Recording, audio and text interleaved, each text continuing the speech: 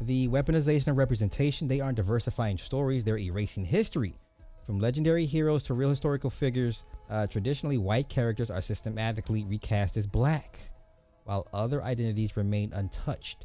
This isn't about fairness, it's about reshaping cultural memory to fit an agenda. If true representation mattered, new and authentic characters would be created. This is true. Instead, history and fiction are rewritten to distort reality itself. When the past is altered, so is public perception. This isn't inclusion, it's manipulation. Okay, so this is what this is what Hollywood's been doing with all of your comic book characters. They want to, race swap, blackwash. Okay. If you ask me, do we need a black James Bond? No. Keep James Bond white. Okay.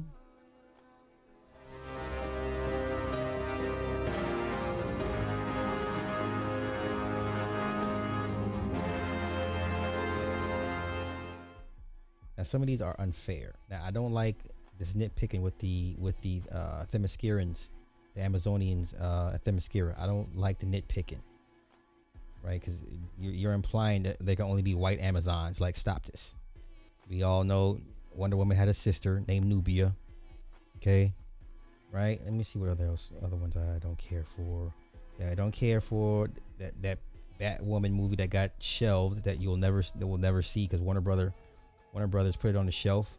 It'll never come out. You'll never see it. They did a whole Batwoman movie with a sister as a Batgirl movie. You'll never see the light of day. You'll never see that movie ever come out. I don't mind what they did to Starfire. If you watched Teen Titans on HBO Max before it left, I didn't mind the race swap for Starfire because this chick looked good, and I thought she did a phenomenal job as Starfire. I had no issues with it. Okay.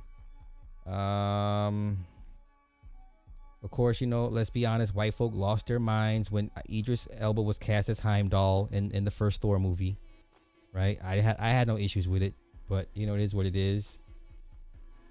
Okay, let's continue.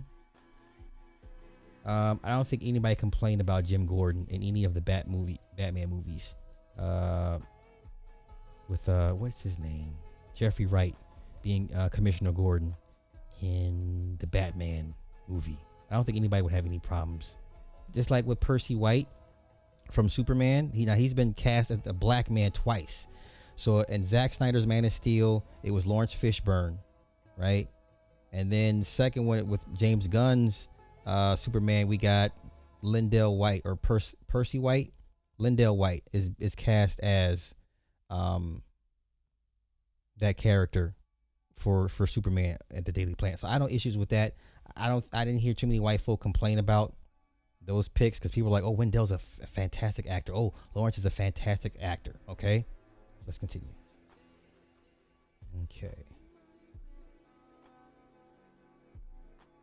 All right. Okay, let's continue. The BBC are kind of hung up on this whole kind of enforced diversity, kind of equality thing. On the basis that the population of the UK that's black is about 8%. Yeah. Why is it that 50% of all British TV adverts, for instance, have got, or every advert has got 50% of their people in it are black?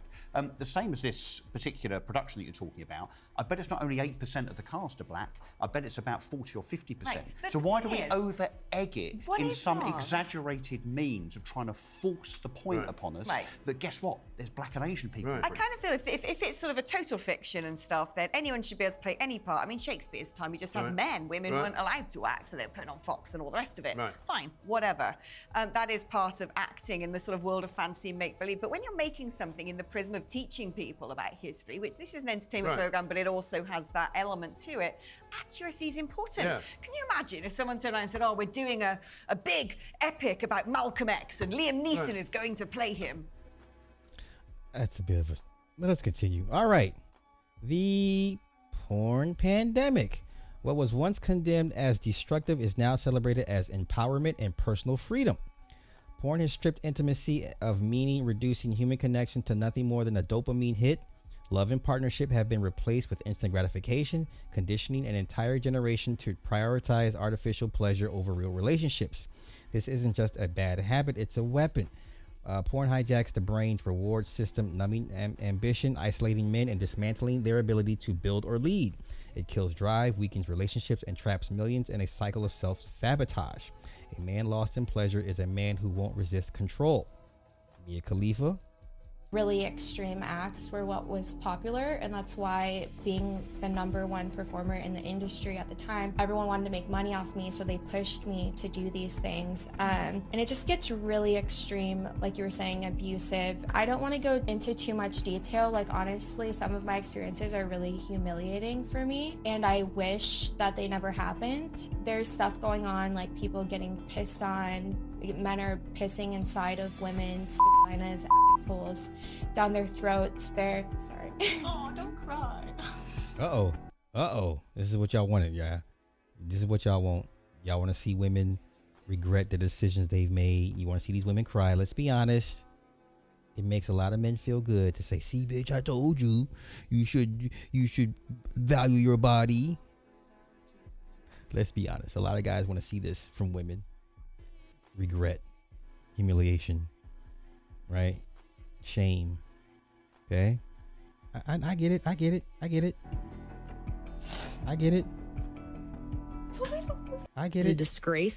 I used to be like the person that would like talk about porn all the time. I'd be like, oh, it's so stupid that anybody would think that porn is bad or fucked up, or, you know, I think it's so cool and it's great. I was an advocate, and I used to watch a lot of porn, to be honest. I started watching porn when I was like 11. I didn't understand why it was a bad thing. I thought that's how you learned how to have sex. I think it This is Billie Eilish, for those that don't know.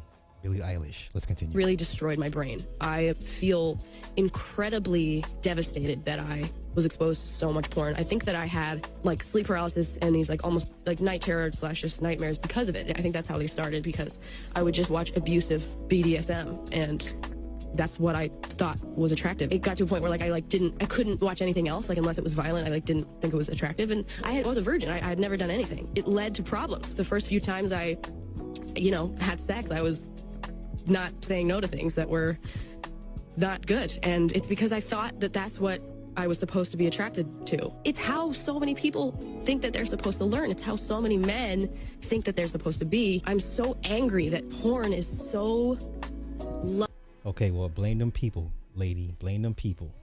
What's he talking about? If you're watching porn regularly, it has actually been shown that it can potentially rewire your brain. A common thing that you hear from people who struggle with porn addiction is just an overall lack of energy, drive, and motivation. And it's possibly linked to a decreasing amount of gray matter in the brain. For those of you who don't know what gray matter does, the gray matter areas of the brain are linked to basically drive, self-control, motivation, all of these things. So problem-solving skills, these type of things. So if you're consciously doing something that is actively decreasing... Yes, we get it. Let's continue.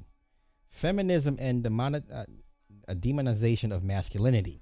Strength, leadership, and protection, once noble male virtues, are now smeared as toxic, while nurturing femininity is dismissed as weakness. Women are told to reject their natural instincts, while men are stripped of purpose and identity, leaving both overburdened and adrift. The result is fractured families, lost children, and a society spiraling into division. By dismantling the balance between masculinity and femininity, we haven't liberated anyone. We've left men and women disconnected, unfulfilled, and searching for meaning in a world that devalues what made them whole. Right? Feminism is a scam. A few years ago, I was an angry, blue-haired feminist. I once believed that male privilege was real and that I was a victim of the wage gap. Now that I understand the true motives of feminism, I know that this could not be further from the truth, and that modern-day feminism is a war on true masculinity. Before women had the right to vote, most were stay-at-home wives, which meant they weren't working jobs and couldn't be taxed. Our overlords didn't like that. Rockefeller started funding feminist campaigns in media, and as a consequence of the movement, women started entering the workforce and leaving the home. Children would then be separated from their parents and sent to Rockefeller-funded schools to to be indoctrinated by the state. All of this ultimately disrupting the family unit at its core. Feminism is defined as the belief in social, economic, and political equality of the sexes. But in the West, I must ask, what rights do men have that women don't? Modern feminists are convincing women that hookup culture, using hormonal birth control, and not shaving is liberation. That toxic masculinity is prevalent and the patriarchy must be dismantled. Through movies and media, we're taught that working for the man, climbing the corporate ladder, and paying tax is more empowering and valuable than raising the next generation. Women have lost touch with our natural loving instincts, and birth rates are plummeting. Men and women are not the same. And by protesting for equality of outcome rather than opportunity, feminists are demonizing and emasculating men. Okay, now once again, when I see all these spiritual women use the term toxic masculinity or divine femininity, I tune out. I instantly tune out. Tune out. You have, who do 18 to 24 year olds live with? 71% of 18 to 24 year olds live with their parents or other relatives. 40% living with a spouse. Ooh, okay. I'm sorry. 71% living with parents or other relatives, and then you have 10% living with a partner, and you have 8% living with roommates, and you have 6% living with a spouse. You have 5% living alone. So from 1968 to 2023, this is what it's come down to. So living with a spouse plummeted from 40% to 6% from 1968 to 2023. Living alone has increased over the years to 5%. Living with roommates has increased to 8% over the years. This is sad. This is sad as hell. Yeah, this is sad. In the United States, under 18 live with just one parent. Worldwide, that number would be 7% of children living with just one parent. So it's extremely unnatural. It doesn't work, so nobody wants it, but it's being pushed by your leaders. So when are we going to acknowledge the link between what we have now, which is fatherlessness, and the total collapse of everything else? And what are we going to do about it? Ned Ryan is the CEO of American Majority. We're happy to welcome him tonight. Ned, thanks so much for coming on. This is like one of those few facts in social science that's beyond dispute. If you don't have a father in the home, everything is much more likely to go wrong. So why do the geniuses in charge of our federal agencies just pretend that's not true? Well, you could argue, Tucker, there's a systematic approach, as the Black Lives Matter pointed out, to destroy the nuclear Western family, and in so doing destroy American society in an intentional way, and remove the father as the figure and put in the state as the authority figure. And, you know, I have to go back in this whole situation, Tucker, and one of the basic premises of this country was a self-governing republic in which individuals were expected to govern themselves, which would lead to more freedom. And part and parcel of that self-governance of the individual is a strong father figure leading the family unit and inculcating the idea of self-government. But if you remove those guardrails, those barriers of self-governing, you're actually actively encouraging chaos. And one of the basic human desires is for peace and order. But if individuals and families can't or won't govern themselves, you're asking the state to insert itself into that chaos to provide some semblance of order. And with more state comes more authoritarianism. And if we really want to get a society that wants to solve some of these problems, you look at the fatherless situation where without a father, it's 4 times more likely to live in poverty, more drug use, more alcohol use. 70% of those in juvenile detention centers come from fatherless homes. 90% of school shooters come from fatherless homes. If we want to actually fix this problem, have more freedom and prosperity, we have to have a society and a government that actually respects human life and actually respects the primacy of traditional marriage between a man and woman and has policies that actually encourage and strengthen the traditional family unit. So we don't need to destroy the patriarchy, you mean? Ned Ryan. Okay, let's continue. The glorification of obesity.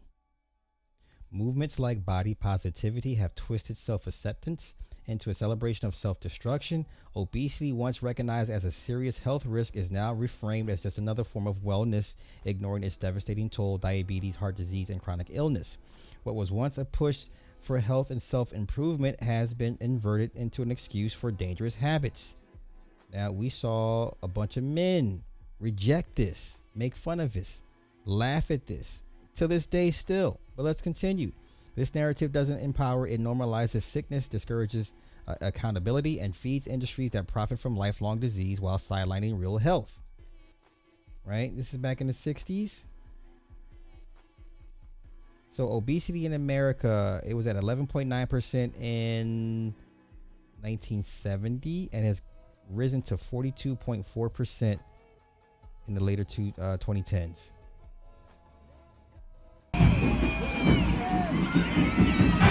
this now? Are we just now seeing the little fat rapper, the little obese rapper, be coddled and celebrated for her health issues, right? The whole Uber thing, and now and then we, this you see this all over different schools.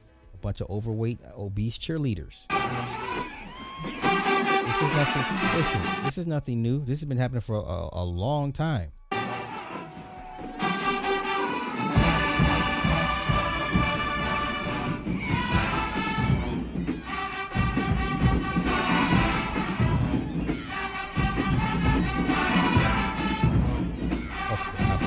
Let's continue. Yeah. All right. Next up, erasing biological truth. What was once undeniable, gender as a biological reality, has been rebranded as a fluid concept dictated by emotions, not science. Remember, we looked up the definition between a man and a woman, or what makes a woman a man, and a woman a man, and a man is like it's defined as how you feel. That's what we're talking about. This deliberate distortion breeds confusion, especially among vulnerable youth, leaving them questioning their very identities. This isn't progress, it's profitable chaos. Industries exploit this uncertainty, pushing puberty blockers, hormone therapies, and irreversible surgeries, ensuring a lifetime of medical dependence. By erasing biological truth, society trades stability and reason for ideological control and corporate gain. Okay. Policy of the United States government that there are only two genders, male and female.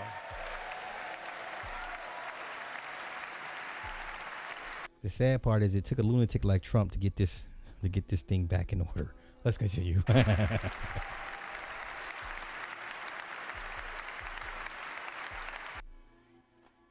Okay. All right. Okay. Let's continue. Divided by design, the identity trap. Oh, here we go. Thomas Sowell. I love how they always include Thomas Sowell in these discussions, which is a good thing. Identity politics have shifted the focus from shared values and unity to endless divisions based on race, gender, and sexuality. Instead of fostering common ground, this agenda encourages people to see themselves as victims, not empowered individuals. The result, constant infighting, polarization, and a distracted society too busy battling itself to challenge real power structures. Ah, yes. Right? By replacing unity with fragmentation, identity politics serves one purpose: to weaken communities and tighten control. Okay, let's continue. Black History Month you find ridiculous. Uh-oh. Why? You're going to relegate my history to a month? Oh, come on. What do you do with yours? Which month is White History Month? No, come on, tell me. Well, I'm Jewish. Okay, which month is Jewish History Month? There isn't one. Oh, why not? Yeah. Do you want one? No. I don't either. I don't want a Black History Month. Black history is American history. How are we going to get rid of racism? Stop talking about it. I'm going to stop calling you a white man. Yeah. And I'm going to ask you to stop calling me a black man. I know you as Mike Wallace. You know me as Morgan Freeman. Black History Month. Okay, let's continue. No, what the government is trying to do, is to set up programs justified on the assumption that they are equalizing. I think the crucial thing is that when you try to create this equality, you don't create the equality, you create something else. I've been doing studies now for 20 years of programs designed to increase equality.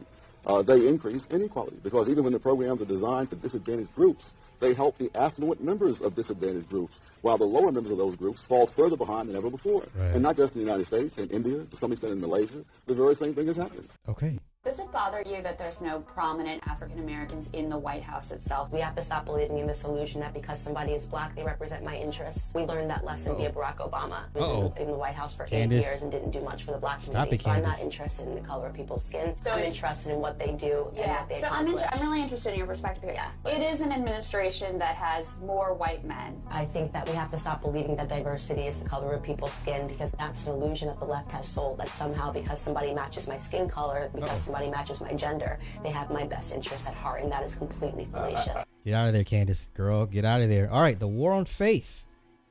Religion, once a pillar of morality and purpose, is now vilified, while secularism is hailed as enlightenment. Faith has been replaced with materialism and hedonism. leaving society spiritually adrift. As traditional values erode, people seek fulfillment in shallow distractions, making them easier to manipulate. By stripping faith from the culture, the void is filled with power, pleasure, and obedience, ensuring a world where control replaces conviction. Okay, so 1990, 60% of people believed in God with no doubts. 2020, it dropped to roughly 38%. 1990, those that were atheist or agnostic or believe in higher power rose from basically 10% to 30. Ooh, basically the same up to 2020. So the belief has waned, and belief in God has waned, and the belief in non-God has increased. Interesting. Let's continue. No good happens when a society becomes more and more godless. Horrible things happen when people aren't grounded and believing that there's something bigger than themselves. You have immoral stuff that happens, you have crime, you have maliciousness, you have treating people badly, you have no humility, so you have people that are incredibly vain and have an inflated sense of power. That's how authoritarians come to rule. Having kids? Honestly, I don't know anybody that is single over the age of 60, doesn't have a family, who's happy. We're miserable as a society. Generally speaking, increasingly miserable because we're rejecting all the stuff that brings pure happiness. Okay. Real quick, some said or asked, what's the difference between a spouse and a partner? A spouse indicates marriage. A partner is non-marriage. Now, they've changed the definition to a partner. Now, a partner can mean marriage, like your life partner, but even then, most people understand the term spouse distinctly refers to a married person or a married significant other of some sort. Marriage is mainly, the term is mainly relegated to marriage, the term spouse. A partner is like, we're not married, but we're together. Right? Because my brother, he's dating some chick, and she's like, he refers to her as his partner, and I'm like, okay, bro. Mind you, he's 10 years younger than me, so that's a whole nother generation of stuff. Let's continue. The woke mind virus. What was once satire, exaggerated characters, and laughable extremes has become sacred ideology. Media no longer reflects reality. It reprograms it, turning the ridiculous into aspirational ideals while branding dissent as hatred. This distortion erodes critical thinking, replaces authenticity with dogma, and normalizes the absurd. By celebrating delusion and silencing opposition, the system ensures a society where confusion reigns and compliance is mandatory. Now, remember, this was back in the 90s. A Living Color. What was his character's name? What was Jim Carrey? the bodybuilder's name, Vito or something. And this is the swimmer guy in the 2020s. It's funny how things have changed in 30 years. Yeah. Oh, Milo or Mila something. I forget the bodybuilder's character. Jim Carrey, like Milo or Milo something. Venus de Milo. Let's continue. I see. Yeah. So that's I was tricked into doing this, and it wasn't explained to me that puberty blockers are actually just sterilization drugs. Wow, he didn't know this. Anyway, and so I lost my son essentially. They call it dead naming for a reason. Yeah. All right. So the reason it's called dead naming is because your son is dead. So my son Xavier is dead, killed by the woke mind virus. I'm sorry to hear that. Yeah. I can't imagine what that would be like. Yeah. So. Yeah, and there's lots of people in that situation now. Right. It's not pretty, and lots of demolished kids. Yes. Yeah, well, that's a good reason to be the final straw. All right, so let's. So I vowed to destroy the woke mind virus after that, and we're making some progress. Join the club. Yeah. Okay, that's kind of scary. What else we got? Okay. All right.